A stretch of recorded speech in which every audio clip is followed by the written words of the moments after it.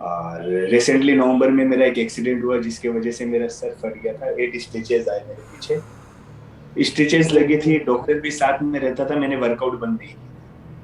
Covid से ठीक होने के बाद जब मैं जिम गया तो मैं जब 1 kg डंबल उठा रहा हूँ तो मैं रो दिया था कि वो मुझे 50 kg का लग रहा है। मेरे पास 3 लोगों के कॉल आए थे और तीनों ने कहा ये कंपटीशन फिक्स है, मत कर।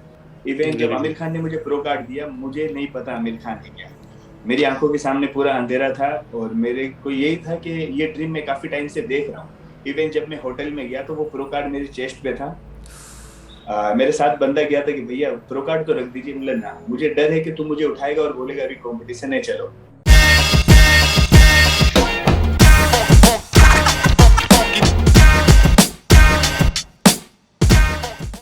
Hello and welcome guys to the Desi muscle podcast. ये हमारा 7वां एपिसोड है और आज हमारे पॉडकास्ट पे महफिल सजाने के लिए आए हैं अफरोज़ खान, IFBB प्रो।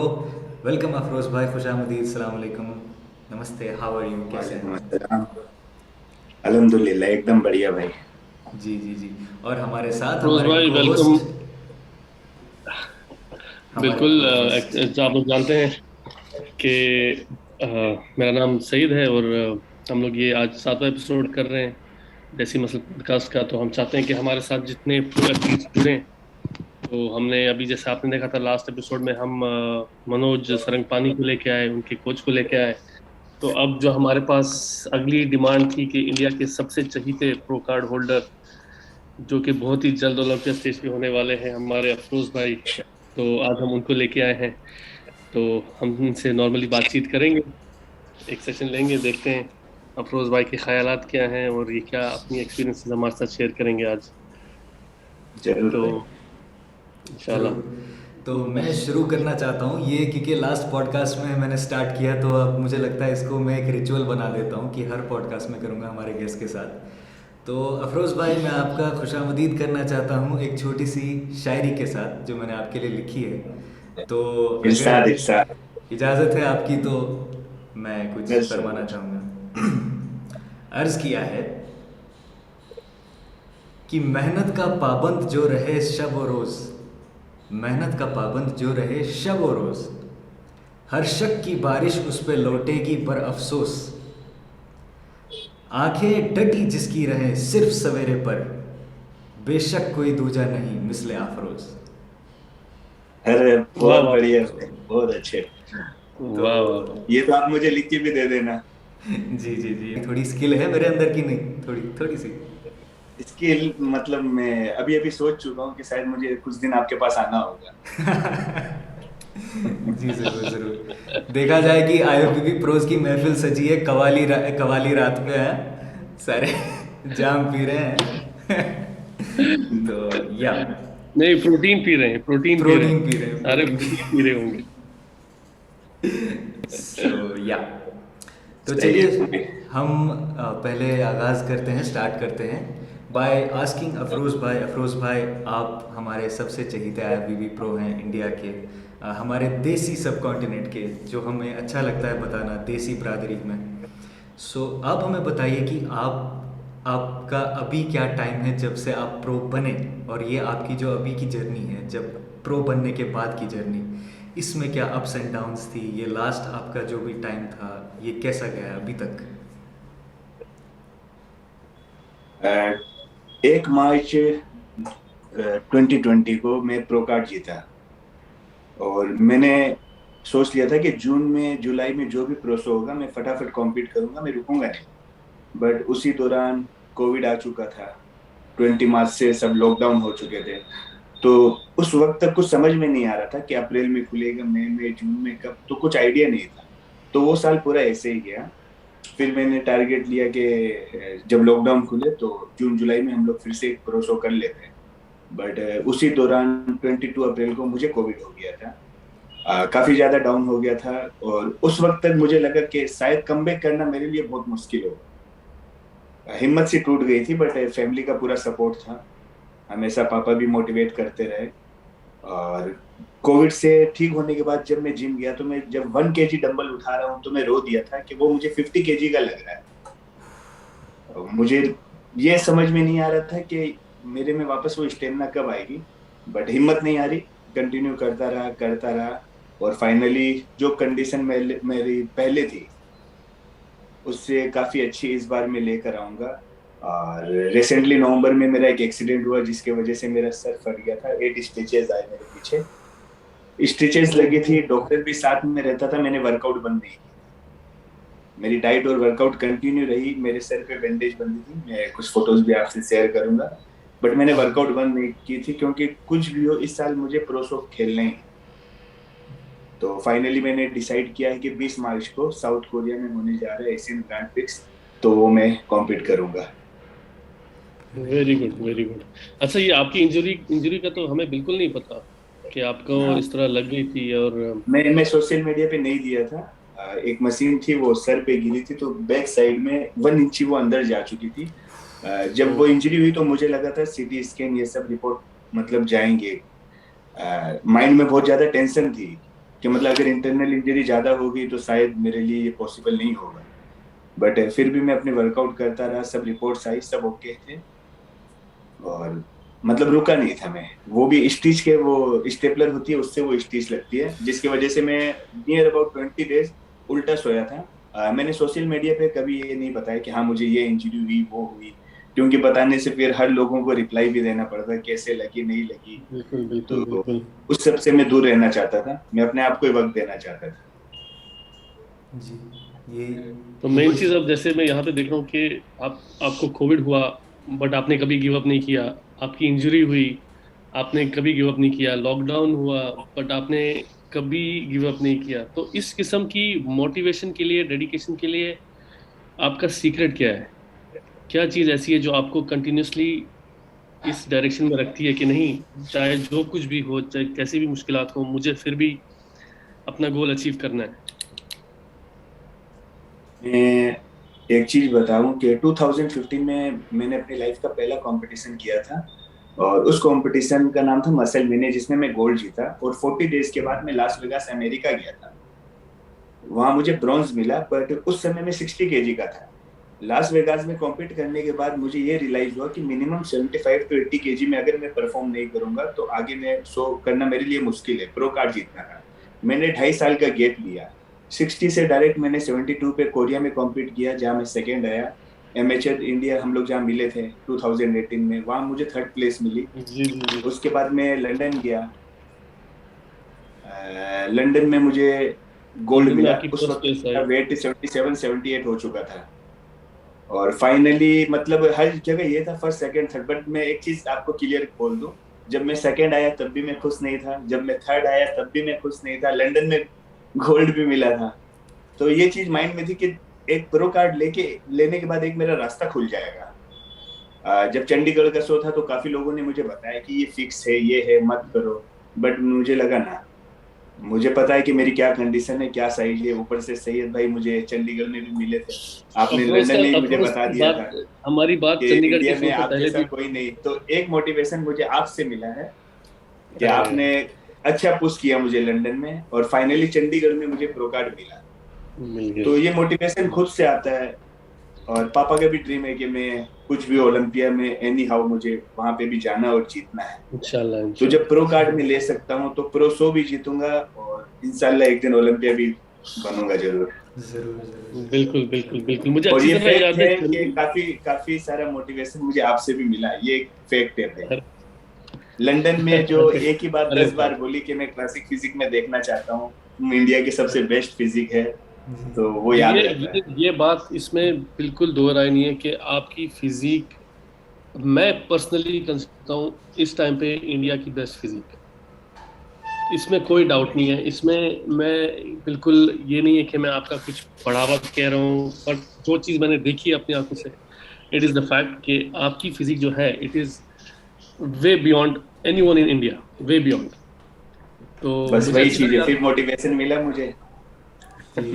नहीं तो वही चंडीगढ़ चीज के है, एक शो से दूसरे को पहले ऐसे भी ही हमारी सपोर्ट बात करते हुई हैं। थी। चंडीगढ़ से शो से पहले आपने मुझे बताया था कि आपको कुछ लोग बोल रहे हैं कि ऐसा है वैसा है ये शो के बारे में, यस। बट फिर भी आपने गिव अप नहीं किया और आपने वो शो खेला और आप वो शो जीते और आप प्रो बने। और दैट वाज कैसे, रियली और अमेजिंग। कैसे, किसके हाथों वो भी बताओ। Aamir Aamir Khan, Khan. Aamir Khan. Oh Aamir God. Khan. Oh my God. मेरे पास 3 लोगों के कॉल आए थे और तीनों ने कहा ये कंपटीशन फिक्स है, मत कर। और मेरी सिर्फ 30 डेज की प्रिपरेशन होती थी, तो वो 30 डेज मेरा सोना मुश्किल हो गया था कि ये फिक्स होगा तो मेरी मेहनत बेकार जाएगी, ये जाएगी। पापा से बात की, पापा ने कहा तू अपना 100% दे, तू किसी का मत सोच।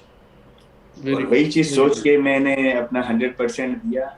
इवन जब आमिर खान ने मुझे प्रो कार्ड दिया, मुझे नहीं पता आमिर खान है क्या, मेरी आंखों के सामने पूरा अंधेरा था और मेरे को यही था कि ये ड्रीम मैं काफी टाइम से देख रहा हूँ।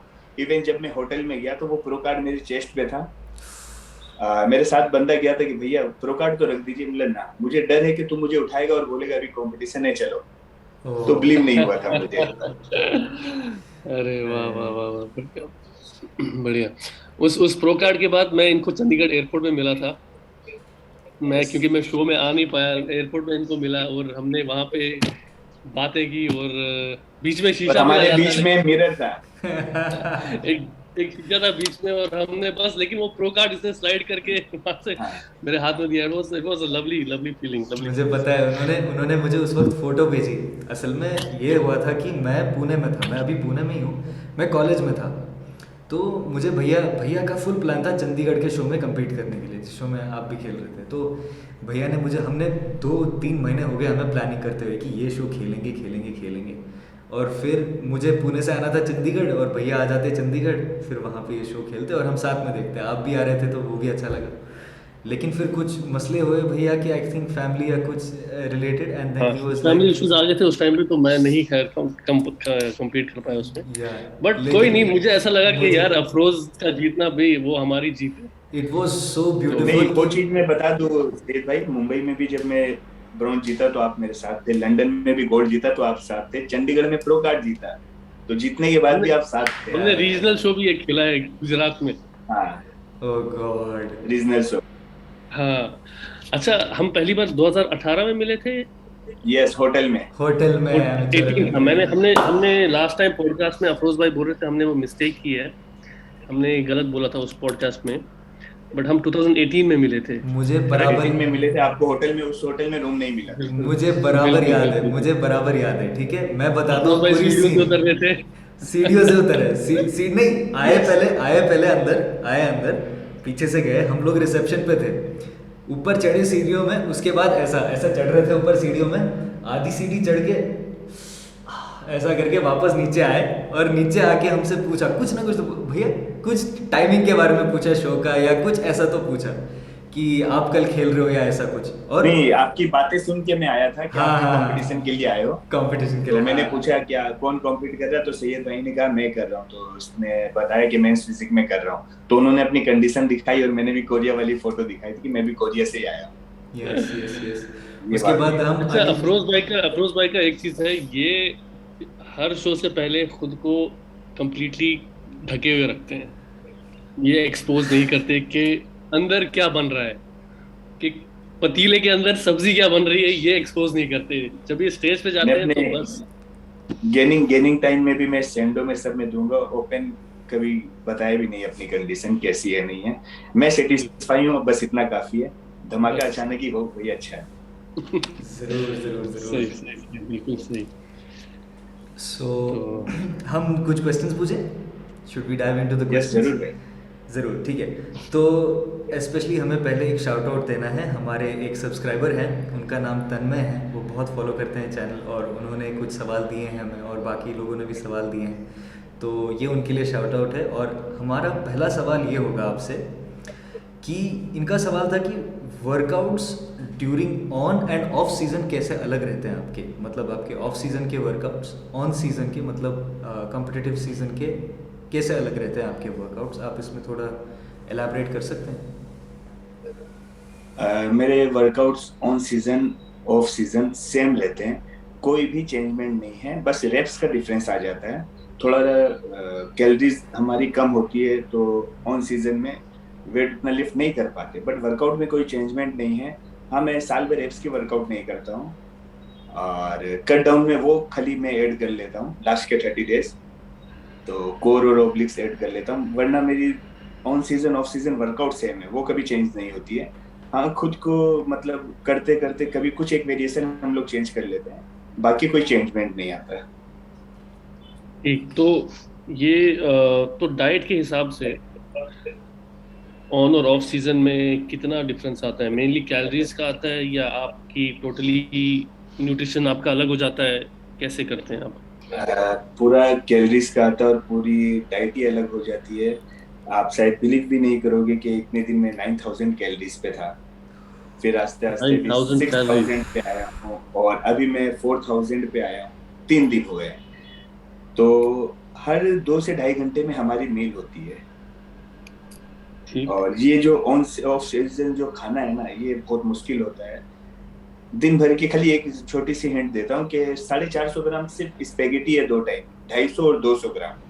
बाकी जो बाकी राइस है हर मील में, किसी में 150 ग्राम, किसी में 200, फिर फिश है, चिकन है, मटन है।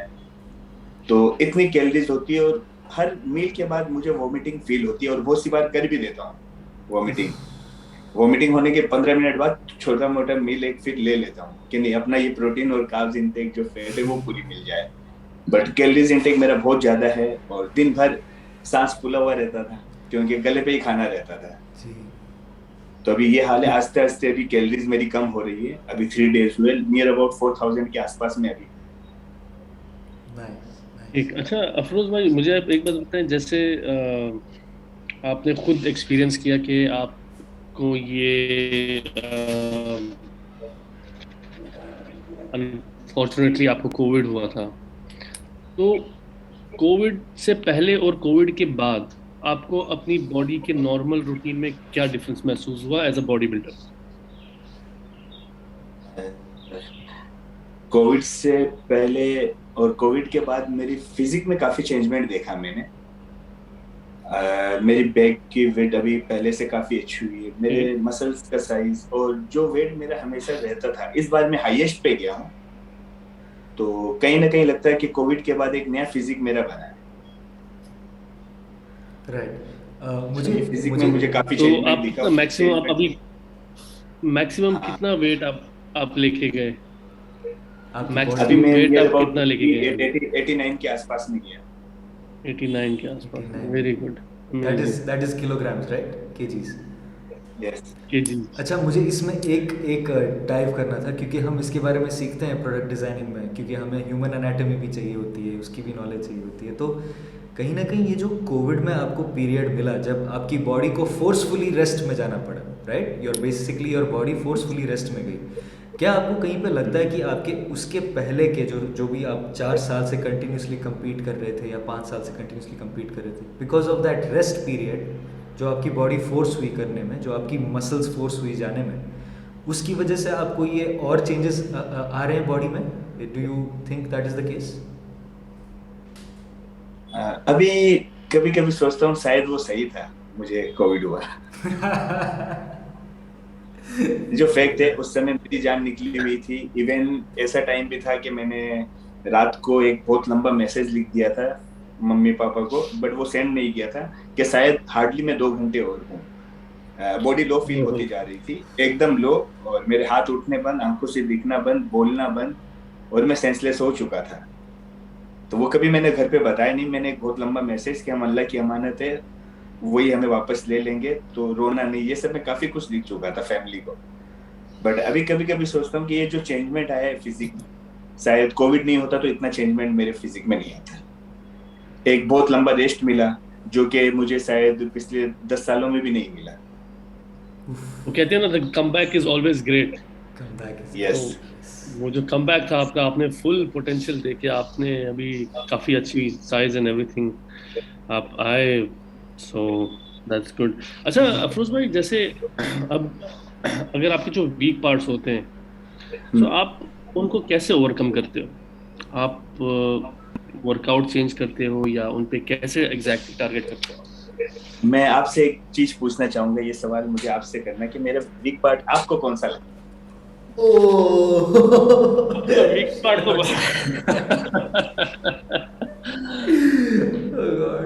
तो हमने आपको ऑलरेडी खिताब दिया है कि इंडिया में आपके जैसा फिजिक नहीं है। मैं इंडिया में चाहता हूँ कि आपके कोई मुझे बताए ताकि उस चीज पे मैं फोकस करूँ। मैं हर मसल को उतना ही वैल्यू देता हूँ, चाहे वो चेस्ट हो, आर्म्स हो, शोल्डर हो, बैक हो। और इवन अभी मैं पिछले मतलब कोविड से पहले भी 6 महीने पहले और अभी लेग्स पे मैं सबसे ज्यादा फोकस कर रहा हूँ। इसको मैं वीक में 2 टाइम्स वर्कआउट करता हूँ और बाकी मेरी हर वर्कआउट एक बार है।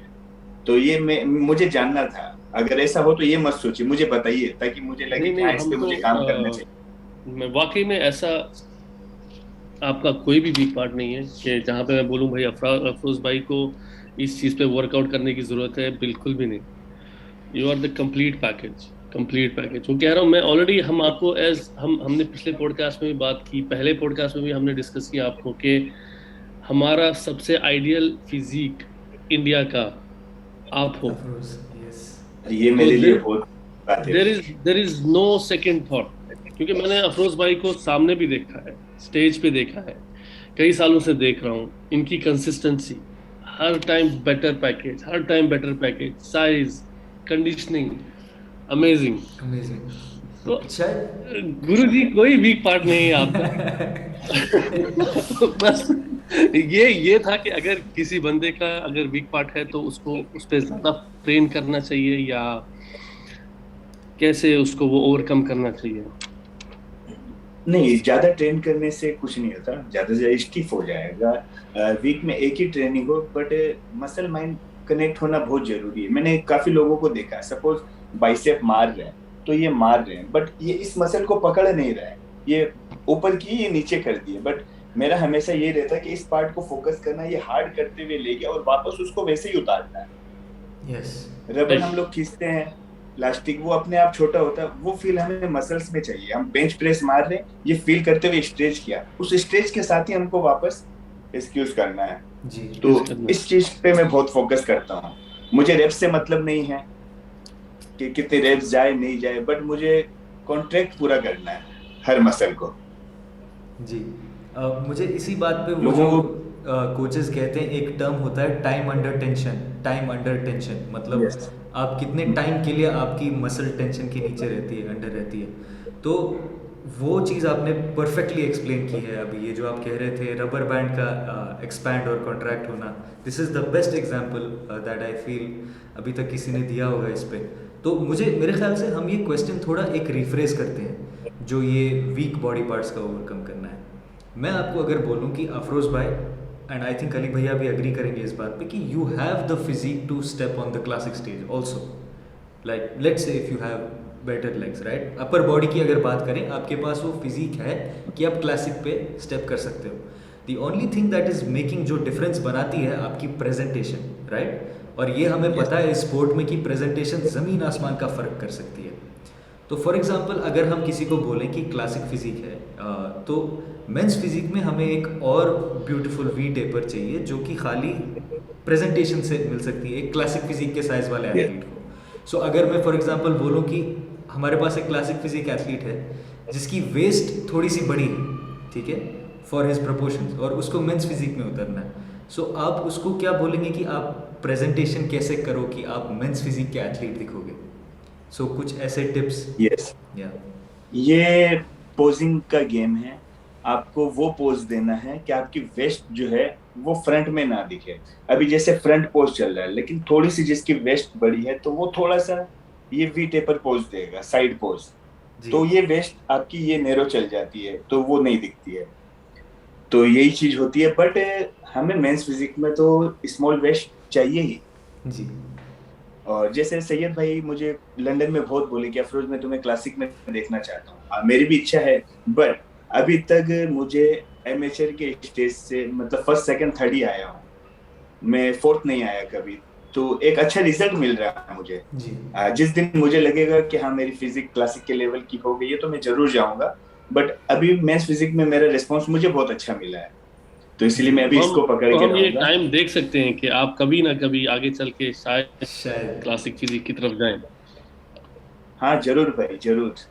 मैंने कहा ना, मैं सबसे ज्यादा फोकस अब लेग्स पे ही कर रहा हूँ। That is very good.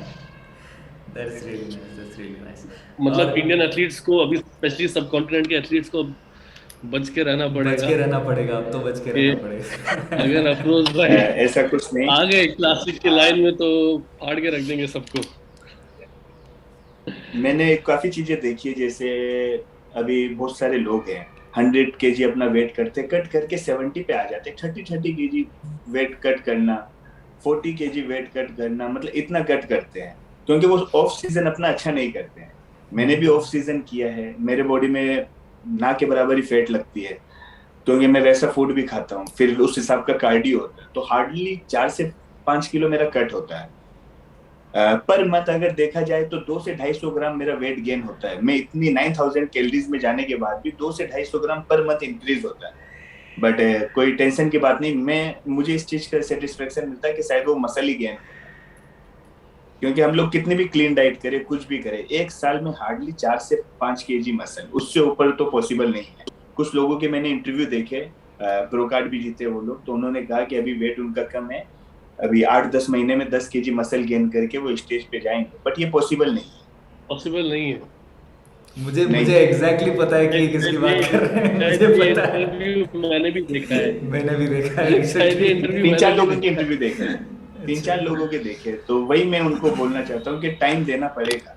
जैसे मैंने 2015 के बाद 2.5 साल अपने आप को वक्त दिया, 60 से डायरेक्ट 72 पे गया, फिर मैंने 1 साल गैप दिया, 72 से फिर डायरेक्ट 77-78 पे गया। तो ऐसे वक्त देना पड़ता है। हम लोग कंटिन्यू अगर कंपटीशन करते रहेंगे तो शायद मसल गेन होना भी मुश्किल हो जाता है। जी टाइम देना पड़ता है। देखिए जितने भी ओलंपियंस हैं वो साल में 1 शो करेंगे या 2 शो करेंगे बस, और every time they are on the stage, हर बार बेटर पैकेज लेके आते हैं। तो शायद इसके पीछे यही सीक्रेट है कि आप जितना बॉडी को रेस्ट दो, ग्रेजुअली ग्रो करने दो, तो उस तरह आपकी इम्प्रूवमेंट होती है। सही बात है। हम एक और क्वेश्चन में डाइव करना चाहते हैं कि आपकी अफरोज भाई क्या करियर में इंजरीज हुई हैं आपको, लाइक फिजिकल बॉडी, लाइक आपकी बाइसेप या कोई मसल टेयर या ऐसी इंजरीज हुई हैं आपको? कभी नहीं। तो शायद ये क्वेश्चन अप्लाई भी नहीं होगा आपको, बट लेकिन एक और क्वेश्चन भी है, ये 2 पार्ट का क्वेश्चन है कि how do you manage injuries and side effect of PEDs. तो ये क्वेश्चन है हमारे तन्मय भाई का कि अगर कोई है, चाहे आपके साथ ना हो या किसी कोई और एथलीट भी है, कि आपकी एडवाइस क्या रहेगी या आपकी एक्सपीरियंस कोई है क्या ऐसी कि आप इंजरीज़ को कैसे मैनेज करें। और पीईडीज़ के जो साइड इफ़ेक्ट्स होते हैं ये हम सबको पता है कि अच्छे यूज़ के साथ, थॉटफुल यूज़ के साथ PEDs are beneficial for us, they can help a lot, but also everything does have a side effect. So ये एजुकेटेड ऑडियंस के लिए, हमारी जो पढ़ी लिखी ऑडियंस के लिए, कि आपका क्या कहना है, कुछ टिप्स हैं आपके पास कि ये इंजरीज और साइड इफेक्ट ऑफ पीईडीज कैसे मैनेज करें? इंजरीज का तो ये, जैसे अभी अपने भाई को भी इंजरीज हुई है तो इन्होंने एक रेस्ट दिया अपने आप को। रेस्ट जरूरी है, अगर आप रेस्ट नहीं दोगे, उसी इंजरी पे आप वर्कआउट करोगे तो वो इंजरी और बढ़ सकती है। तो सैयद भाई एक एथलीट है, इनको भी कॉम्पीट करना है और ये काफी जगह कॉम्पीट कर चुके हैं, बट अभी इंजरीज की वजह से इन्होंने भी शायद 3 महीने से अपने आप को रेस्ट दिया है। लेकिन हमारे यहाँ क्या होता है, इंजरी हुई है पर हमें उस पर वर्कआउट करना, फिर वो और ज्यादा हार्मफुल हो जाता है। जी वो चीज है। और ये any advice on, you know, लोग बहुत टर्म्स यूज़ करते हैं कि ऑफ साइकिल जब जाते हैं, डाउन साइकिल जाते हैं, बहुत वेग टर्म्स है, ज़्यादा डीप जाने की ज़रूरत नहीं है। बट ये जो पीईडीज़ की जो साइड इफ़ेक्ट्स हैं, इनको कुछ मैनेज करने के लिए या आपने कुछ टिप्स यूज़ किए हैं क्या, या आप कुछ देखते हो क्या, बॉडी बिल्डर्स जनरली क्या यूज़ करते हैं, if you are comfortable with talking about it with? Yes, मैं एक चीज बोल दूं आपको कि जैसे इतने सालों से मैं जो कर रहा हूँ, फर्स्ट तो मैं मतलब अल्लाह का शुक्र अदा करूंगा कि मेरे जेनेटिक्स बहुत अच्छे हैं। एंड सेकेंड चीज, सैयद भाई को भी मैंने बताया था पहले कि मैंने कभी पीसीटी नहीं करवाई। मैं जितने लो डोज में रहता हूँ वो शायद कोई सोच भी नहीं सकता है। मेरी डाइट जो है वो मेरे लिए मैटर करती है जी। तो वो चीज है। तो इसके कोई साइड इफेक्ट एंड मुझे कभी नहीं पता चला, मुझे कुछ ऐसा नहीं है इस चीज के बारे में, बट मैंने वो चीज नहीं करवाई। मेरी डाइट जो है, मैं ये मानता हूं बहुत मिनिमल यूजेज है, बहुत मिनिमल, बिल्कुल। वो कोई को अगर मैं बोल भी दूं तो शायद उनको बिलीव नहीं होगा, बट यही एक फैक्ट है। लेकिन कोई बिलीव नहीं करता इस चीज को। नहीं ऑब्वियसली जिन लोगों को नॉर्मल आजकल का जो ट्रेंड है वो ये है कि लोग स्टेरॉइड्स की ज्यादा हेल्प लेते हैं और वर्कआउट और डाइट को कम इम्पोर्टेंस देते हैं। बट अफरोज भाई का उल्टा है, क्योंकि मैं इनको इतने सालों से जानता हूँ। इनका साइकोलॉजी टोटली उल्टा चलता है। इनकी मैक्सिमम हेल्प डाइट से आती है, अफरोज भाई की रिवर्स साइकोलॉजी है। या इनका मैक्सिमम इनपुट इनके मील से आता है, इनके वर्कआउट से आता है। फिर इनको कहीं कहीं बाय चांस कुछ परसेंट पे लैग कर रहे हैं, तो he will think about going on a cycle और समथिंग। या काफी अच्छा है। तो इसी के और साथ आई थिंक उससे हम ज्यादा इनकी डेडिकेशन है। जी जी जी, मुझे इसी के साथ लगता है कि हम वो टॉपिक पे थोड़ा डीप डाइव करेंगे कि आपने जो अपनी डाइट को इतना प्रेफरेंस दिया है, ये जो वर्क एथिक है ना, ये जो कल्चर, जो डाइट करना, 5-6 मील करना दिन में, ये मैंने बहुत देखा है जो फॉरेन बॉडी बिल्डर्स हैं, इनके अंदर ये बहुत वर्क एथिक है, कल्चर है कि मील प्रेप करना, डाइट करना, that's like the main focus, you know, they never miss a meal. कि एक बॉडी बिल्डर कहते हैं कि बॉडी यस। बिल्डर के सर के पीछे एक अलार्म क्लॉक लगा रहता है, एक घड़ी लगी रहती है कि वो ऑटोमेटिकली हो जाता है कि चूंकि वो टाइमर बजता है कि मुझे नहीं, अभी मील का टाइम है, चाहे जो हो, जहाँ पे भी हो। तो आपकी क्या कुछ भी हो एक्सपीरियंस जाए। है? जी मेरा ये है कि इस मील के वजह से मैं कहीं घूमने नहीं जाता हूँ। अगर जाता हूँ तो अपनी मील कैरी करनी पड़ती है मुझे, और मैं टाइम देखता हूँ कि इससे ज्यादा वक्त मैं बाहर नहीं दे पाऊंगा, वरना मेरी नेक्स्ट नेक्स्ट मील मिस हो जाएगी। इवन ये होता है कि एक मील में अगर मुझे आधा एक घंटे लेट हो जाती है तो ऐसा कुछ होता नहीं, बट खुद को फील होता है कि मेरे मसल लॉस हो रहे हैं। तो इसलिए मैं अपनी हर मील अपने साथ रखता हूँ, और ये मतलब साइकोलॉजिकल है कि माइंड में बैठ गया है कि थोड़ा सा मील में गैप हुआ तो ये लेट हो जाएगा। मैंने आपको 4 बजे का इसलिए कहा था क्योंकि 5:30 बजे मेरी मील है और 3:30 बजे मैंने लास्ट मील की। और मैं अपनी मील कैसे कैरी करता हूँ, ये मैं अपने ऑफिस में हूँ, मैं आपको बॉक्सेस दिखाता हूँ। ये मेरी 11 बजे की मील थी, ओके ये मेरी 1 बजे की मील क्या थी, बात। ये मेरी अभी 3:30 बजे की मील थी। और अब बाकी जो मील बची है 5:30 बजे की, तो वो मैं अभी घर जाऊंगा। और 5:30 बजे की मील, इवन उसके साथ मैं अपने जिम में एक मील लेके जाता हूँ वर्कआउट के बाद, राइस एंड चिकन। और वर्कआउट के बाद 8:30 बजे जो मील होती है, फिर मेरी लास्ट होती है 11 से 11:30 बजे। ओह my God, dedication, oh my dedication. Dedication, नहीं अली भैया, आप मुझे बताओ, आप मुझे एक बात प्योर बताओ कि डेडिकेशन। अगर ऐसा कोई बंदा प्रो कार्ड जीते, ओलंपिया जाए, कौन खुश नहीं होगा, कौन नहीं होगा खुश? मुझे ये बात समझाओ। बिल्कुल, लाइक ये चीज़ इसीलिए तो बिल्कुल। लोग इतना प्यार करता है इनसे। ये प्योरली डेडिकेशन है। और Afroz is one of the most humble person I have met personally. मतलब ना कभी किसी चीज का घमंड है ना कुछ, इतना प्यारा फिजिक लेके भी। अच्छा, मैं इनके पोस्ट रेगुलरली देखता रहता हूँ, जिससे भी मिलते हैं प्यार से मिलते हैं। प्यार से, हर यस। एक से, बड़े के साथ बड़ा, छोटे के साथ छोटा, कोई आ रहा है एडवाइस लेने उसके साथ वैसा। इनके साथ मैं बैक स्टेज कितनी मार रहा हूँ, आपको लगेगा ही नहीं कि भाई जब ये बंदा स्टेज पे जाता है ये एक अलग ही धमाका करता है, बट आपके साथ एज हम्बल एज पॉसिबल। तो ऑफ एग्जैक्टली। कोर्स यही यही चीजें जो इंसान को स्पेशल बनाती हैं, अलग बनाती हैं। और फिर जो न्यू जनरेशन है वो इनको काफी फॉलो करते हैं, इनके डाइट, इनके वर्कआउट्स। हालांकि मैं खुद इनकी जाके कभी कभी स्टोरीज में देखता हूँ कि हाँ आज कुछ नया वर्कआउट शायद अफरोज भाई कर रहे हैं, तो मैं वो जाके कॉपी करूँ जिम में। तो बस ये इनकी खुद की ये मेहनत है जो इनने ये नाम बनाया या ये जगह बनाई हमारे दिलों में। ज़रूर ज़रूर। अफरोज भाई, आपके मील्स तो प्रेप कौन करता है? आप खुद करते हैं या कोई हेल्प करता है आपको प्रेप करने में? मेरे पहले कोच थे, अरिंदम दत्ता नाम था उनका, बट वो हमेशा मेरे साथ ही रहते हैं। और अभी कोविड के बाद से सिद्धांत जायसवाल, ओके। अनस्टॉपेबल सी, जी जी जी, उनकी बिल्कुल गाइडेंस में बिल्कुल। मुझे बहुत अच्छा लग रहा है, बहुत ज्यादा अच्छा लग रहा है। वो बंदा टाइम पे उठाता और उससे ये भी पता है कि मैं कितने बजे सोया हूँ। वो रात को कितना भी बजे लास्ट सीन मेरा व्हाट्सएप या इंस्टा देखेगा। तेरी यार। और एक बहुत अच्छा शेड्यूल भी बना के दिया मुझे, मतलब एक प्रॉपर, मतलब वो गुरु होता है ना, जी है तो मेरा भाई, जी बट एक प्रॉपर गुरु जैसे करता है वो, उस हिसाब से करता है। जी। मेरे सोने का टाइम पता है, मेरे उठने का टाइम क्या है, कौन सी मील कब है, मतलब सब कुछ उसने डिजाइन की है। और मुझे काफी ज्यादा मजा भी आ रहा है। दैट्स ये अभी हमारी अमेजिंग। लास्ट टाइम अभी ये मनोज सरंगपानी और इकबाल से यही बात हुई थी कि मियाँ बीवी का रिश्ता बन गया बस कि बस। कब उठ रहे हो, कब सो रहे हो, कब जा रहे हो, कहाँ हो अभी, क्या खा रहे हो, कब क्या खाना है, कब क्या। तो ये बिल्कुल ये एक मेंटर ही कर सकता है। और सिद्धार्थ में हम देख रहे हैं कि आप पे काफ़ी इफेक्ट है उनका, काफ़ी आपकी फिजिक बेटर हुई है, तो which is actually good. And वो खुद एक बहुत हम्बल इंसान है कि वो आपके, मुझे याद है कि पूरे कोविड के टाइम पे he was I think so amongst the few persons who सुबह वाज से शाम कंटिन्यू होल टाइम। 60 डेज सुबह से रात मेरे साथ था। अपने फैमिली के सबके नंबर दिए कि अगर मैं नहीं उठाऊं तो भाभी को, मम्मी को, भाई को, उनके जीजा है, बहुत से लोग हैं, सबके नंबर दिए कि किसी को भी कर लेना फोन, बोल देना भाई से बात करानी, अगर भूल से मैं ना उठा पाऊं तो वो ऐसा अमेजिंग। शख्स है। तो बस जब आपके पास ऐसी एक ड्राइविंग फोर्स हो आपके पीछे, तो स्काई इज द बस लिमिट। बस।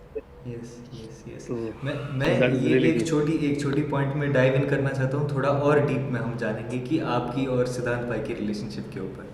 तो जैसे कि आपने कहा कि वो एक भाई जैसे हैं आपके लिए, एंड मोर देन दैट वो अभी एक गुरु भी बन चुके हैं आपके लिए।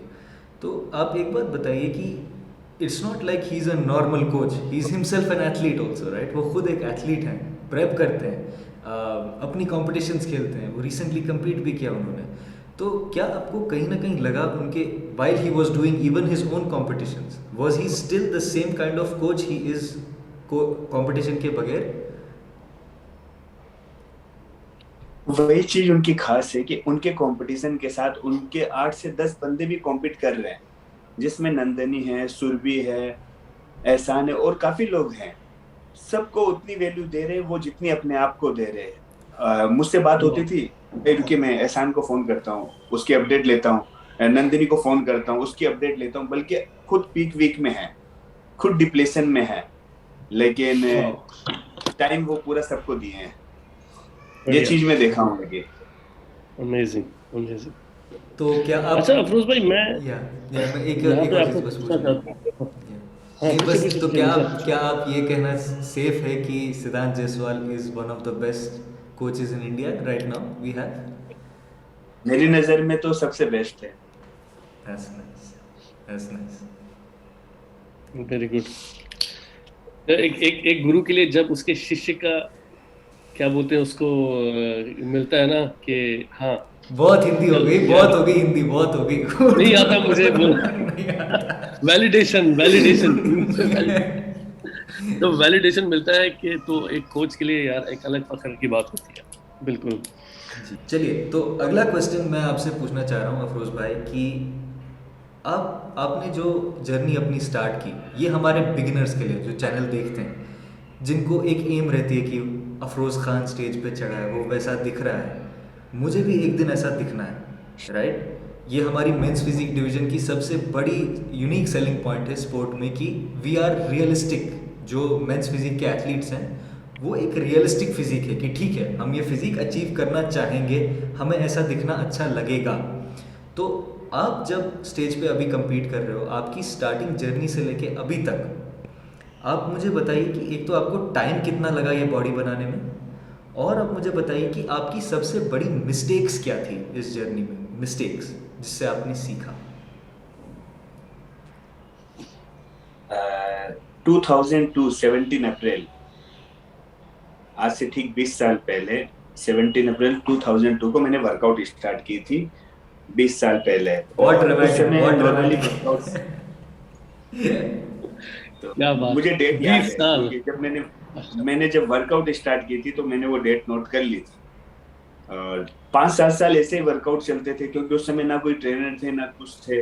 बिल्कुल। बहुत ज्यादा चीजल था, तो एग्स वेग्स तो साल भर ही रहते थे, चाहे बिरयानी 10 प्लेट खा लो या आलू खा लो या कुछ भी खा लो, वो वैसे ही रहते थे। तो कंटिन्यू करने के बाद 2014-15 में मैं थोड़ा सा लिटिल बिट साइज आया 60 kg में। और इवन मैं बता दूं कि वो समय men's physique first time India में आया था, और उस समय मैंने फैट बर्नर तक यूज नहीं किया था, सिर्फ मैंने कार्डियो किया, मैं ऑलरेडी चीजल था। तो मुझे पहले कंपटीशन में गोल्ड मिला तो एक हौसला मिला मुझे। हमारे हालात काफी मतलब खराब हो चुके थे, हमारी फैक्ट्री में आग लगना, इवन खाने तक के पैसे नहीं थे। मैं मार्केटिंग करता था, ट्रेन से दिन भर इस गांव से उस गांव जाता था, रोड में पत्ते पे दाल चावल खाता था।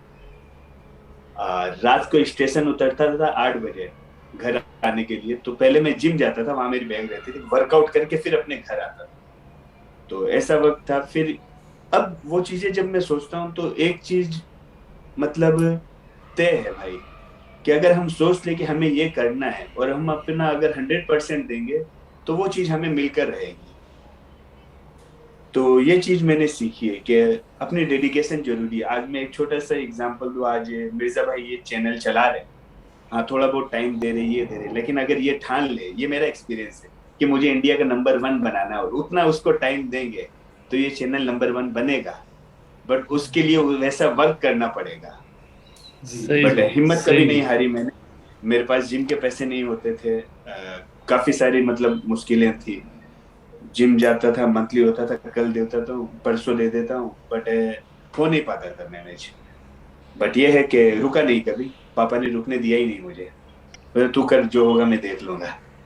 आप अपने फादर के बारे में कुछ, अंकल जी के बारे में थोड़ा सा आप और जबरदस्त। डीप चले जाइए कि वो कैसे इंसान है और उन्होंने उनकी पर्सनालिटी कैसी है और उन्होंने कितना दिया है आपको। एक कहते हैं ना कि एक डैड का वो, ऐसे फैमिलीज हमने देखे हैं कि वो दूसरे कंट्रीज़ में रहते हैं फादर, फैमिली इस कंट्री में रहती है, वो टाइम नहीं मिलता डैड को अपने बच्चों के साथ, या वो एस्पेक्ट आपकी लाइफ की वो कैसी है, आपके फादर कैसे इंसान है? मेरे पापा बहुत सिंपल है, और मतलब वो भी उनका वही नेचर है कि लोगों को सपोर्ट करना, किसी को तकलीफ में नहीं देख सकते वो। 2015 में जब मैंने मसल मेनिया के लिए फॉर्म सबमिट किया था, तो 10 दिन तक मैंने पापा को बताया नहीं था, क्योंकि पहली बार बॉडी बिल्डिंग लाइन में जा रहा हूँ और पापा को बताऊंगा, पापा मना ना कर दे। जब पापा को मैंने 10 दिन बाद बहुत हिम्मत करके बताया कि मतलब ये कंपटीशन है, मैं जा रहा हूँ, पापा ले जाए, अपना 100% दे के आना। और आज पापा एक चीज बोलते हैं सबको कि कुछ भी हो, मेरे बेटे ने कभी कहीं से मुझे ये सुनने नहीं मिला कि अफरोज को यहाँ देखा या उसके साथ देखा। तो हमेशा एक अच्छा रिव्यू मिला इसकी तरफ से कि आज आपका बेटा यहाँ जीता, वहां जीता। बचपन से आज तक मेरी तरफ से पापा को कोई शिकायत का मौका नहीं मिला, और वो उनका पूरा सपोर्ट रहता है। जब हमारे हालात भी खराब थे, मुझे अमेरिका जाना था, मैंने बाइक बेची थी, क्योंकि उस समय सब जॉब पे थे फैक्ट्री में आग लगने के बाद। तो पापा ने भी काफी जगह से जुगाड़ किया मेरे लिए, फिर मुझे अमेरिका भेजा। और पैसों से मुझे नहीं लगता सपोर्ट, लेकिन जो सपोर्ट पापा की बातों से मिली है वो पैसों से कहीं ज्यादा है। सही वो बात। कहीं, आज मैं लोगों लवली। को देखता हूँ, मेरे फादर मुझे पैसा नहीं देते, ये नहीं देते। मेरे पापा ने मुझे कभी पैसे नहीं दिए, बट सपोर्ट पूरी दी है। क्या जी। बात, क्या बात, जी। क्या बात। इसको अमेजिंग। इसको वही वही होता है ना कि लाइक स्पेशली अगर हम देखें, हम फिर भी ह्यूमंस को कहते हैं कि we are social animal, civilised, सबसे सबसे इंटेलिजेंट क्रिएशन। लेकिन हम किसी घोड़े को देखते हैं, घोड़े के बच्चे को पैदा होने के 5 मिनट के अंदर दौड़ना होता है, नहीं तो वो माँ उसको छोड़ देती है। और ये जो एक इमोशनल चीज़ होती है ना, कि एक इमोशनल कनेक्ट रहना अपने घर वालों के साथ, फैमिली के साथ, वो एक एथलीट के लाइफ की एक बहुत बड़ी पार्ट होती है, क्योंकि एथलीट को इतने सेक्रीफाइसेस देने होते हैं। आप उसमें थोड़ा सा डीप जा सकते हैं कि आपकी फैमिली ने आपके साथ कितना अंडरस्टैंडिंग दिया है, कितनी अंडरस्टैंडिंग दी है आपको? मतलब मम्मी पापा भाई भाई, इन सब से मुझे पूरा सपोर्ट मिला है। मैं एक चीज बता दूं, जब कोविड में थोड़ा सेंसलेस हो गया था, खाली सुना जा रहा था बातें और बोल नहीं पा रहा था, उस समय कोविड के समय पापा मेरे रूम पे आए। मेरे रूम पे कोई नहीं आता था, सिर्फ पापा आते थे। उनको अपना टेंशन नहीं था, वो रोज अपना टेस्ट करवाते थे।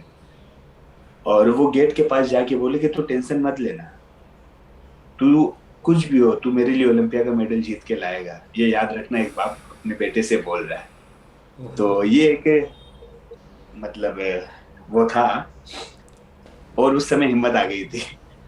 नहीं, ये तो बहुत इमोशनल उस चीज़ समय है। थोड़ी और जबरदस्त। हिम्मत आ गई। ये तो मेरे मेरे रोंगटे खड़े हो गए फैमिली, अभी। That is really really family beautiful. Support बहुत इम्पोर्टेंट, बहुत इम्पोर्टेंट है।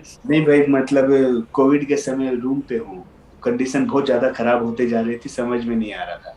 रूम के बाहर मेरी मम्मी की रोने की आवाज, वाइफ की, मतलब आ रही थी कि मतलब हो क्या गया इनको। वो लोग समझ भी नहीं पा रहे थे कि वो अंदर कैसा है, नहीं है, आ नहीं सकते। तो ये एक पूरा सपोर्ट रहता है। अभी रिसेंटली जैसे मेरी कजिन सिस्टर है, वो मेरी खुद की अपनी बहन है, समझ लीजिए, उसकी शादी है फेब में। हम सबको राजस्थान जाना है, बट मैं नहीं जा पाऊंगा अपनी बहन की शादी में। पापा ने बोला है कि कंपटीशन पहले है, शादियां होती रहती है, तुम्हारा कंपटीशन पहले है, तू नहीं जा पाएगा। मैं कहा, नहीं पाऊँ, क्या मैं बात। जा भी नहीं पाऊंगा। ये है एथलीट की जिंदगी। ये है एथलीट की जिंदगी। कितने ये सेक्रीफाइसेस हैं, जिंदगी है। कितनी खुशियां आपको कुर्बान करनी पड़ती हैं, कितने रिलेशंस आपको साइड में रखने पड़ते हैं जब आपके गोल्स हो और आपको पता है कि आपको कहाँ पहुंचना है। This was very beautiful good. माशाल्लाह। ये मतलब मेरे वेरी तो गुड। रोंगटे खड़े हो गए मेरे कि लाइक ऐसे भी लोग हैं। नहीं, सीधी सी बात है अली भैया, इसमें इसमें कौन सी बात है? अगर इंसान अफरोज़ भाई जैसे हैं, मतलब ये तो सीधी सी बात है कि वो उनके जो फादर होंगे, मदर होंगी, फैमिली होंगी, जहाँ से वो आ रहे होंगे, वो लोग कैसे होंगे। इस चीज़ से वो लोग परवरिश कैसे होंगे। इस चीज़ से परवरिश झलकती है कि हम, जैसे हम सबको बिल्कुल। पता है कि इंडस्ट्री में किसी की बुराई करके आगे बढ़ना या नेगेटिविटी के थ्रू आगे बढ़ना बहुत आसान है, बहुत आसान है, किसी के बारे में कुछ कह देना। लेकिन पॉजिटिवली, पॉजिटिव इंसान रह के, खुश इंसान रह के, बाकियों में खुशी बांटते हुए आगे जाना, ये किसी को अफरोज़ भाई से सीखना चाहिए। Because he is the prime example हमारे लिए एटलीस्ट। तो ये हमारी क्वेश्चंस की एंड थी यहाँ पे। तो यहाँ पे हम डीप डाइव करेंगे एक रैपिड फायर राउंड में, जहाँ पे अली भैया आप थोड़ा मॉरल सपोर्ट करोगे हमारे अफरोज़ भाई को। तो अफरोज़ भाई, आपकी पहली सवाल रैपिड फायर राउंड में, give me your top Indian bodybuilding athlete, men's open bodybuilding. आपको कौन लगता है कि इंडिया या देसी सब कॉन्टिनेंट में बेस्ट बॉडी बिल्डर कौन है, open body building? Sunil Yadav से बेस्ट कोई नहीं है, सुनील जैन। उनसे बेस्ट कोई नहीं है। ओके, थोड़े थोड़े से मुझे पता है इसकी एक्सप्लेनेशन की तो ज़रूरत है ही नहीं, लेकिन अब थोड़े से आपकी राय, ओपिनियन देंगे कि इनकी इनकी आपको क्या लगती है, फ्यूचर कितना ब्राइट है इनका अभी ये से एक हम देखें। ऐसा, मतलब सुनील यादव की बॉडी ऐसे मैंने अभी सामने से भी देखा, अभी रिसेंटली दिसंबर में जब इन्होंने प्रो कार्ड लिया था, मतलब एक ब्यूटी जो होती है ना, वो झलकती है। तो कुछ बोलना ही नहीं है, मुझे पता ओलंपिया में टॉप 3 इनको रहना ही है।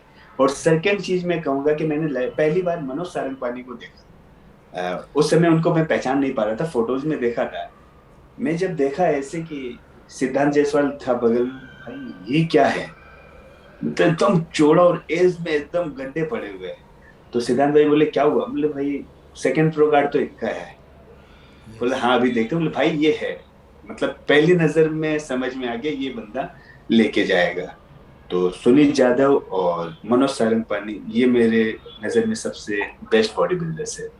Very well, well said. और आपकी अगला सवाल आपका ये है कि मेंस क्लासिक फिजिक, आपके टॉप, आपका टॉप 1, लेकिन अभी आप 2 कह रहे हैं तो ठीक है, टॉप 2 आप कह दीजिए कि आपके टॉप 2 मेंस क्लासिक फिजिक देसी एथलीट्स कौन है? राजेश यादव नंबर 1। राजेश यादव। मैं इनकी इनकी फ़ोटो स्क्रीन पे चढ़ाता हूँ, 1 मिनट हम थोड़ा सा डिस्कस कर लेते हैं इनको। 1 सेकेंड। तो अब आप मुझे थोड़ा कुछ बताइए कि आपको क्यों लगता है कि Rajesh Yadav is the best in India. Complete package है, कंप्लीट कंप्लीट कंप्लीट पैकेज, एक पूरा कंप्लीट पैकेज है। मैं कुछ कमी भी नहीं बता पाऊंगा इनमें। Okay, okay. और कोई कोई और आपको लगता है कि उनके करीब टक्कर में आने वाला, या कोई हमारे यहाँ से जिसको ओलंपिया कैलिबर पोटेंशियल टक्कर है? नहीं, मतलब इनके बाद अगर मैं किसी को बोलूं तो वो रंजीत सिंह रिकी। इस साल उन्होंने कॉम्पीट नहीं किया, बट बहुत खूबसूरत फिजिक है उनकी भी। जी। सो ये है शायद Rajesh Yadav. Yes. Yes. Okay, okay, recently yes. कोई शॉट नहीं ये देखा। ओलंपिक के स्पॉन्सर भी, ये एम्बेसडर हैं इंडिया में ओलंपिक ओह, न्यूट्रिशन के। वाह। एक एक वो चीज़ रहती है ना, बैलेंस अपर बॉडी और लोअर बॉडी में, लाइक ब्यूटी। हम जैसे कहते हैं एक स्टैचू, स्टैचू जो ओलंपिया की स्टैचू है, सैंडो स्टैचू, वैसा ही कुछ दिख रहे हैं यहाँ पे। यस, वही चीज। अमेजिंग। आपको इनकी फेवरेट बॉडी पार्ट कौन सी लगती है राजेश यादव की? वही चीज मैं बोला ना, ये कंप्लीट पैकेज है। चाहे इनके चेस्ट देख लो, लेग्स देख लो, कोर देख लो, बैक, मतलब ओवरऑल एक कंप्लीट पैकेज है ये। यस, यस, यस, वाह। Can agree on that. वाह। क्वाड क्वाड का सेपरेशन देखो यार, कंप्लीट वही चीज। Complete deeply complete. बैठे लवली। यहाँ पे ऊपर से इनकी क्या कहते हैं इसको, यू कैन सी वो एक स्किन क्वालिटी होती है ना अफरोज भाई, एक स्किन क्वालिटी जिसको कहते हैं स्किन क्वालिटी, वो चीज़ एक बहुत ब्यूटीफुल है मुझे लगी इनकी। अफरोज भाई को क्या बोल रहे हो, Yes. उनकी खुद स्किन क्वालिटी जबरदस्त है। वो तो वो तो इसमें अल्टीमेट प्रो है। दूसरे आपने कौन बोला, Ranjit Singh Ricky? Ranjit Singh Ricky. Ranjit Singh Ricky but ये दोनों एथलीट अभी आईएफबीबी प्रो नहीं, इन्होंने नहीं लिया है। नहीं, ये राजेश आई थिंक नहीं, राजेश यादव नहीं ले लिया। राजेश ने आई थिंक तो 2 साल पहले लिया था। हाँ 2 एक साल पहले से 1 साल पहले। 2 साल पहले। 2 साल पहले तो साल पहले।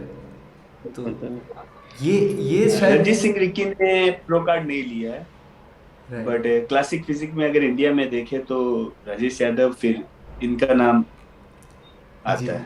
जी आई थिंक इन्होंने उस शो में आप ही के साथ खेला था चंडीगढ़ में last, right? Yes yes yes, second आए थे।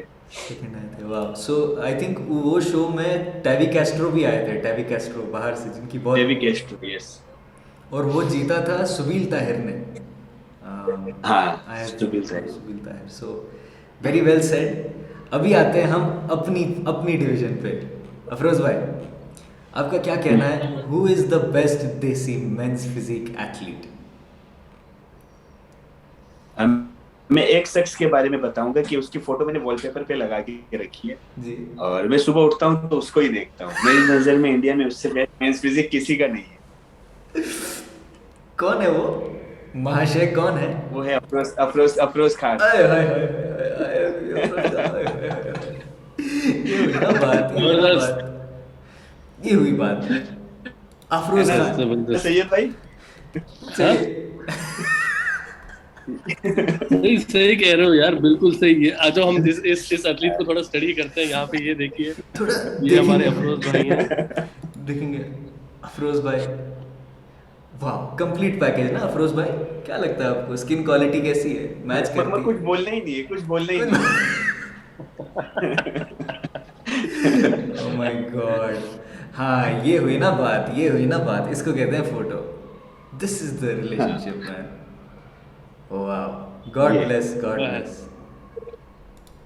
तो जी आप मेंस फिजिक की जहाँ बात है तो मैं बताऊं कि इंडिया में अभी भी काफी लोगों ने प्रो शो जीते हैं, प्रो कार्ड जीते हैं, और बट प्रो शो के लिए थोड़ा सा साइज चाहिए। उस हिसाब से अगर देखा जाए तो मनोज पाटिल और सैम, ये दो ऐसे हैं जो अभी प्रो शो कॉम्पीट कर सकते हैं। कर सकते हैं। Okay, IFB Yes. समीर था ना शायद नाम उनका, क्या है? सैम प्रो ऐसे ही कुछ है उसका पूरा नाम, कभी मुझे भी नहीं पता चला। Pro Sam pro Sam,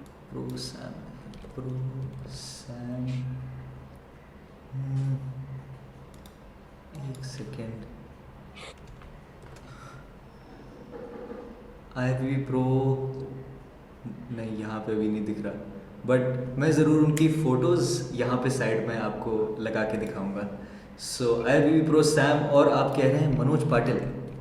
Manoj Patil, क्योंकि प्रो शो के लिए हमें साइज चाहिए, उस साइज के अकॉर्डिंग मनोज और सैम दोनों परफेक्ट है, अभी वो प्रो शो खेल सकते हैं। मनोज पाटिल, हम इस चीज़ में डाइव इन कर सकते हैं कि आपको क्या लगता है कि इनकी पोटेंशियल कहाँ तक जाने की है इन द कमिंग 1 और 2 years, आने वाले 1 साल या 2 साल के अंदर? मुझे उम्मीद है कि ये अपना फर्स्ट प्रो शो जीतेगा। Okay, that is safe to say कि ये पहला प्रो शो तो जीत ही लेंगे इन्होंने बेसिकली। Yes. मतलब जहाँ तक कि मैं जानता हूँ, जब से मुझे बॉडी बिल्डिंग का इंटरेस्ट लगा था, तब से इनका नाम तो मैं सुनते आ रहा हूँ। ये कुछ लोग हैं जैसे सिद्धांत जायसवाल है, मनोज पाटिल है, इनके नाम हम पिछले 8-9 साल से सुनते आ रहे हैं, जब से एटलीस्ट इंडस्ट्री इंडिया में पॉपुलर हुई है। तो वेरी वेल सेड, आपके बहुत सही पिक्स थे and congratulations, you have done a very nice job. So Ali भैया, थैंक यू। Anything else? एक सवाल पूछना चाहूंगा कि आपको क्या लगता है कि अगले हमारे इंडिया से प्रो कौन हो सकते हैं? ऐसे 3 कैंडिडेट्स का नाम बताइए। Who you think have the potential to become pro? Pro हो सकते हैं? हाँ, कोई भी कैटेगरी। यस, नहीं, men's physique. Men's physique, let's speak men's about men's physique, क्योंकि वो हमारा डिवीजन है। देखिए, हमारा जो डिवीजन है उस हिसाब से मुझे लगता है एक तो सिद्धांत जायसवाल है, वो अभी भी कुछ एक इश्यूज हो गए थे, वरना वो टॉप पे था, क्योंकि जो साइज चाहिए प्रो शो के लिए वो उस बंदे के पास है, वो पोटेंशियल है। बिल्कुल। एक ये है, और वरुण वरुण मल्होत्रा या दाढ़ी वाले ना, यस छोटे हाइट वाले। Yes yes yes. इनकी हम क्विकली फिजिक देखते हैं, पेज देखते हैं। वरुण मल्होत्रा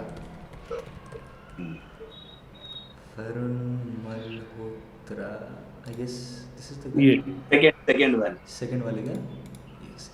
हाँ।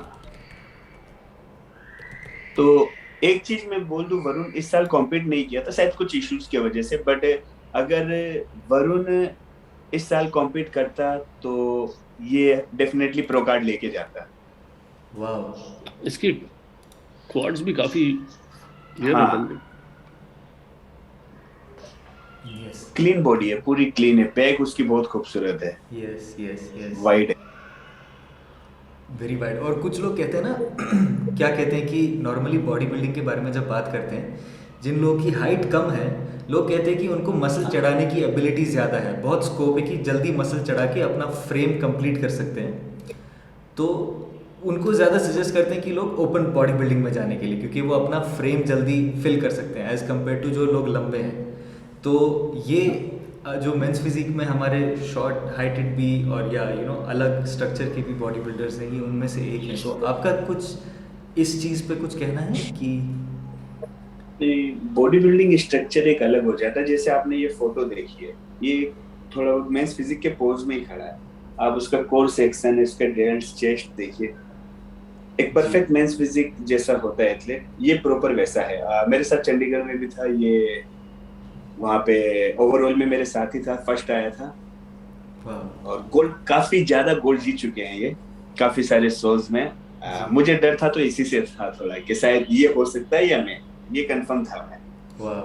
तो इसकी फिजिक बहुत अच्छी है। So Varun Malhotra is also another upcoming, जो हमारे देसी सब कॉन्टिनेंट से प्रो बनने की तैयारी में। और एक और बंदा है जिसके बारे में मैं आपसे बात करना चाह रहा हूँ अफरोज भाई, आपको क्या लगता है कि उसमें पोटेंशियल है कि नहीं? उनका नाम मुझे बताइए कि इनमें कुछ पोटेंशियल है कि नहीं, जरा हल्का सा, क्योंकि मुझे लग रहा है कि कुछ ना कुछ तो बिल्कुल भी नहीं शायद ये कर पाएंगे, शायद। इनका नाम, नाम ये आउट ऑफ लीग है, ये एक अलग चीज है, इसको आप साइड कर दीजिए, प्रो कार्ड जीतने की दीजिए, वरना ये पूरे अलग है। इनको शायद प्रो शो भी ना खेलना पड़े, डायरेक्ट ओलंपिया जाए। ओके, सो ये हम इस पे एंड अरे यार सो बहुत हो गया, हम लोगों ने एक दूसरे की इस पॉडकास्ट में बहुत खुशामदी की, बहुत हम लोगों ने एक दूसरे को बढ़ाया। और मैं जाते जाते एक चीज़ कहना चाहता हूँ लोगों को कि मेरे लिए जब मैंने भैया को फॉलो करना स्टार्ट किया, ये तो वैसे मेरे भाई हैं लेकिन करियर वाइज इनको फॉलो करना स्टार्ट किया, तो मेरे लिए 3 मस्केटियर्स थे। 3 मस्केटियर्स, वो जो कार्टून होती है ना, वो 3 कैरेक्टर मेरे लिए कौन थे? अफरोज भाई, अली भैया और वो तौफीक जुनेजा। ये मेरे लिए तीन मस्केटियर थे, ये हर जगह ये साथ में रहते हैं, कम्पीट करते हैं एक दूसरे के साथ।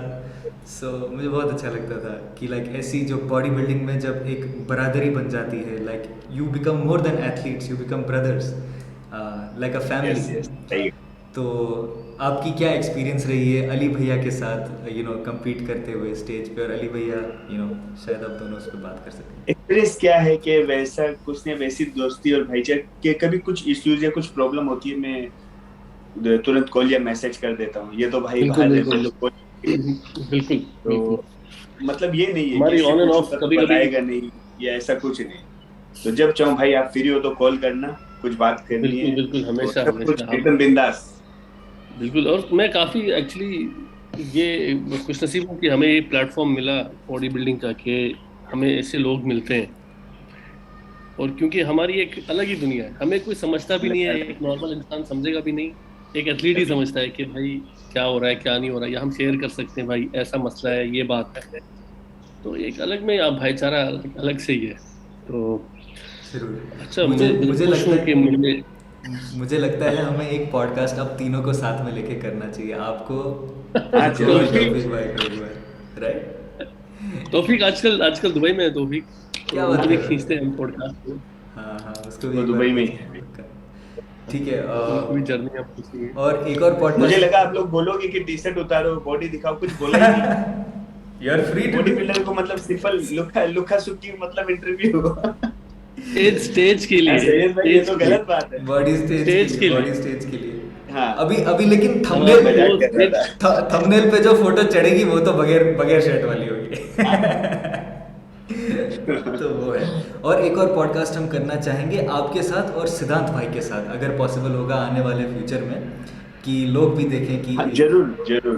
कोच और आपकी क्या कंपैटिबिलिटी है, और उसमें हम थोड़ा और इनफॉर्मल और फॉर्मल चीज़ें बात करेंगे। सो बहुत ज़्यादा अच्छा लगा आपको आज पॉडकास्ट पे आप थे हमारे साथ। अली भैया कुछ आपको अफरोज कहना भाई है? अपना टाइम देने के लिए बहुत शुक्रिया, बहुत अच्छा लगा आप आए। आपने अपने कुछ ऐसी बातें हैं शायद आपने इससे पहले शेयर नहीं की हैं, स्पेशली जो आपकी इमोशनल मोमेंट्स हैं आपकी फैमिली के साथ या आपकी जो जर्नी रही है, तो हम रियली अप्रिशिएट करते हैं आपने वो सब शेयर किया। जी। तो आपने टाइम निकाला, हमारे लिए अच्छा लगा बात करके। What is next? इंशाल्लाह आगे भी। व्हाट इज नेक्स्ट अफरोज भैया? अभी हम हाँ, आपको नेक्स्ट स्टेज पे कब दिखेंगे? अफरोज 20 मार्च आप साउथ कोरिया। 20 मैं मार्च भी काफी बहुत, एक्साइटेड हूँ क्योंकि 2 साल हो गए लगभग। Yes, yes, finally. तो 20 मार्च के लिए हमारे पास बचते हैं 8 वीक्स, जो कि जर्मी भी इंडिया का सॉलिड 8 वीक प्रेप टाइम होता था। तो हमारे जो जर्नी है उनका भी बस क्या कहना? इंशाल्लाह दुआ करते हैं कि आप अच्छे से वो शो खेलें, get a good place, win the show, that's what we हमारा प्रे नाम फॉर। रोशन करे। सो जाते जाते आपके थॉट्स अफरोज भाई हमारे व्यूअर्स के लिए, जनरली आप किसी को भी कुछ अभी आपके दिल में कुछ है जो बात आप बोलना चाह रहे हो for fitness enthusiast and general followers? बोलना ही ऐसे कुछ नहीं है। काफी लोगों को देखता हूँ आते हैं, भाई मैं आगे कुछ नहीं कर पाऊंगा, मेरे हालात सही नहीं है, मेरे ये नहीं है, चाहे वो क्रिकेटर हो, फुटबॉल में इंटरेस्ट हो, वो रग्बी खेले या कुछ भी, कबड्डी।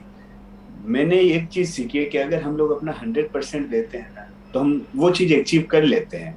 आज मैंने ओलंपिक्स में देखा है कि वो बच्ची गोल्ड जीती थी एक 2 साल पहले। वो उड़ीसा के ये गांव में रहती थी, उसके फादर और वो प्याज रोटी खाते थे और घर में लालटेन जगती थी क्योंकि वहां रोशनी नहीं थी। बिना पैसे वो लोग वहां पहुंच सकते हैं क्योंकि उन्होंने वो मेहनत की थी। अगर आप अपना 100% देते हो तो कोई ना कोई रास्ता जरूर खुल जाता है। बट हम लोग पहले ही अगर हिम्मत हार जाते हैं कि यार मुझसे नहीं होगा, तब कभी नहीं होगा। बस यही कहना चाहूंगा कि गिव अप कभी मत दो। एक लाइफ मिली है, आपका एक ड्रीम है, तो इस लाइफ में अगर आप अपने ड्रीम को ही पूरा नहीं कर पाए तो फिर क्या फायदा। तो यही है कि उस ड्रीम को पूरा करो, साथ ही साथ काम करना भी जरूरी है।